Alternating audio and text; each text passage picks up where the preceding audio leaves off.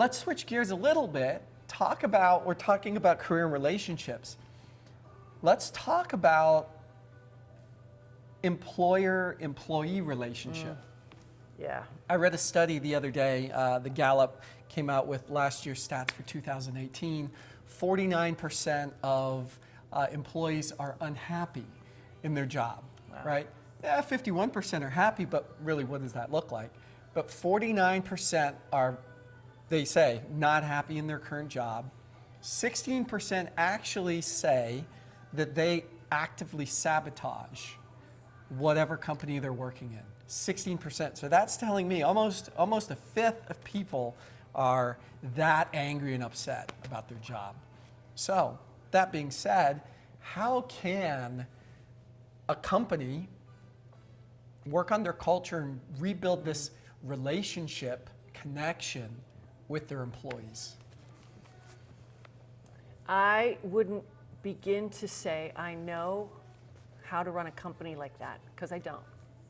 What I do know is human beings. And you said a really powerful word, which is the culture. What's the actual culture of your company, so that you know who would be good collaborators in that culture. And if you're recognizing that it's not being built there, then there's a lack of clarity. So simple relationship.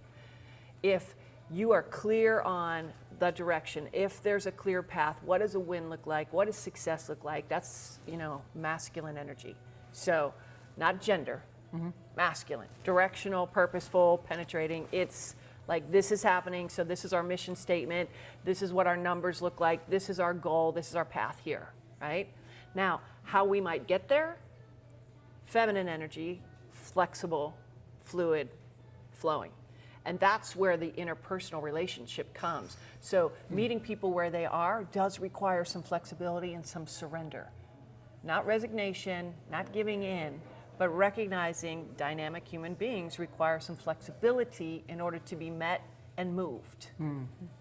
So I actually gave this great talk with a group of women in business and talked about masculine and feminine, which is a whole great other discussion we can have.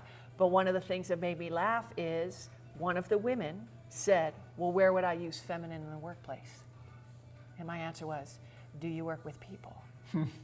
Because if I can't use the power of flexibility, then of course my culture is. Now it's all about number. Now it's all about path. Now it's all about end zone. And I haven't supported what's required in order to get there as the company or the leader or the CEO.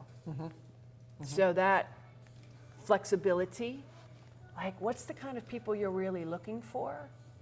Because some people really just want to come and make their money because they're doing their passions on their free time. Some want to really come in and be passionate. And I will say, I have a lot of compassion for startups, for newer companies, or for companies that are now having the younger generation start to tip their numbers. Because we are currently at an all-time high of people expecting their work life to provide their fulfillment. So it's a big order. It's a big order. It's a big order, and we've never done it before. We've never been here before. So that dynamicness right there means we actually don't know how to do it right, but then again, we don't necessarily know how to do it wrong either. So what is both my goal for my company and the intention that will get me there? And then to start to provide that with who I want to draw in, who do I want on my teams? And my goodness, for anybody that is actually sabotaging where they work, like, my first impulse is I just want to hold them in my lap, because people who aren't hurting wouldn't sabotage where they work. Like, that's a pretty unhealthy dynamic.